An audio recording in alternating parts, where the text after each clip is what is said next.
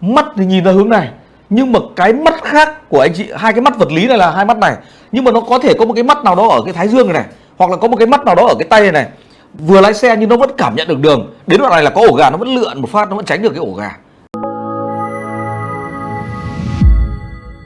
Để bắt đầu làm việc với một nghề mới thì bạn phải làm việc với cỡ khoảng 50.000 mẩu thông tin khác nhau.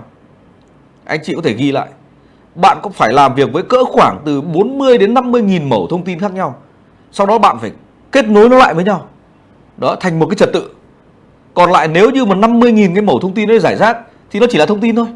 Nhưng mà khi các anh chị kết nối tất cả 50.000 cái mẩu thông tin đấy lại với nhau theo một trật tự, theo một quy trình thì nó gọi là kiến thức. Và khi bạn dùng cái kiến thức đấy, bạn thực hành luyện đi luyện lại thì nó thành kỹ năng. Mà kỹ năng luyện đi luyện lại đến một cấp độ nào đấy nó thành kỹ xảo. Và bạn thấy rằng là ở đây chắc hẳn là có rất là nhiều anh chị ở đây là bậc thầy lái xe máy, đúng không ạ? Bởi vì anh chị đã lái xe máy tận mới 20 năm rồi. Bây giờ có thể là lái thì vừa lái xe máy vừa nhắn tin được, vừa lái xe máy không cần nhìn đường mà vẫn tránh được ổ gà.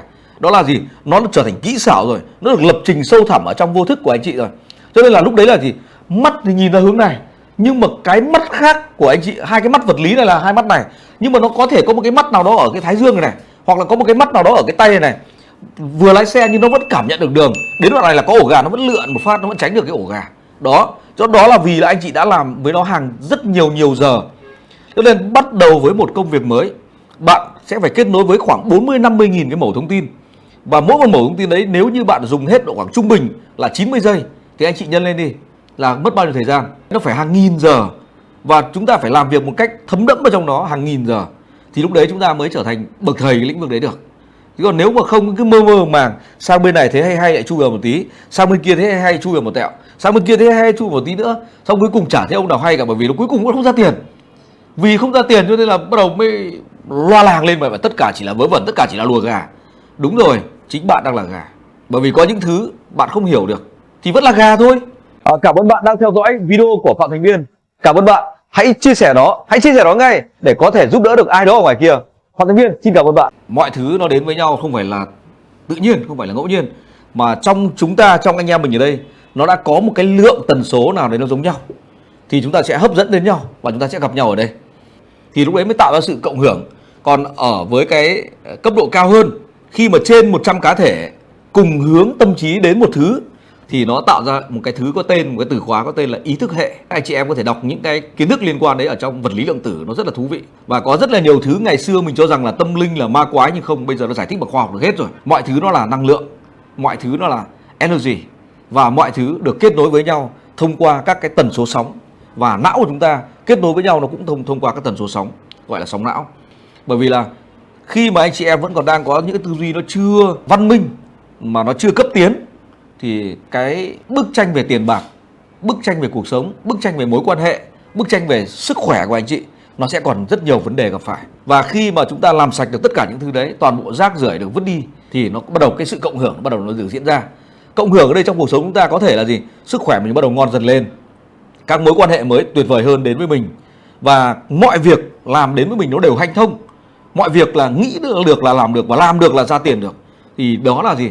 Đó là hanh thông, và đó là cái thước đo để chúng ta biết là chúng ta đang đi đúng hướng. Còn nếu như bạn bảo rằng là ôi tôi giỏi lắm, tôi đang đi ngon lắm, nhưng hãy quay trở lại nhìn bức tranh tài chính của mình đi, hãy quay trở lại nhìn tất cả những gì mình đang có đi, nó có đúng với những cái ý nghĩ của bạn không? Đúng không nào? Bảo là tôi giỏi nhưng mà mọi thứ xung quanh mình nó không có cái gì cả. Tất nhiên nó không có một cái mệnh đề nào nói rằng là giỏi là giàu, và không có mệnh đề nào nói giàu là giỏi. Giữa hai cái mệnh đề này nó là hai mệnh đề độc lập, nhưng mà hai cái mệnh đề này nó đều có một cái thứ kết nối với nhau. Có cái thứ kết nối với nhau giữa giỏi và giàu, thì nó có cái thứ kết nối có thể là chính đạo, nhưng có thể là tà đạo.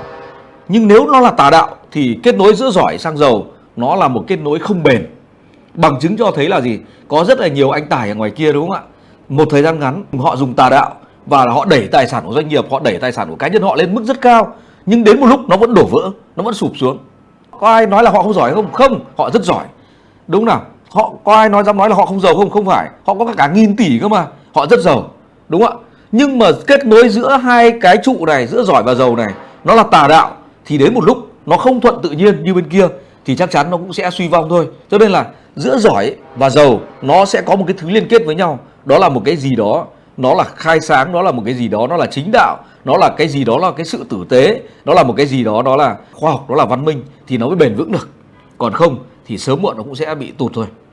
Chúc mừng bạn đã xem hết video của Phạm Thành Biên. Ngay bây giờ bấm vào nút đăng ký, bấm vào nút chuông để nhận được tất cả các bài phân tích, tất cả những cái video kế tiếp của Phạm Thành Biên từ trên kênh này.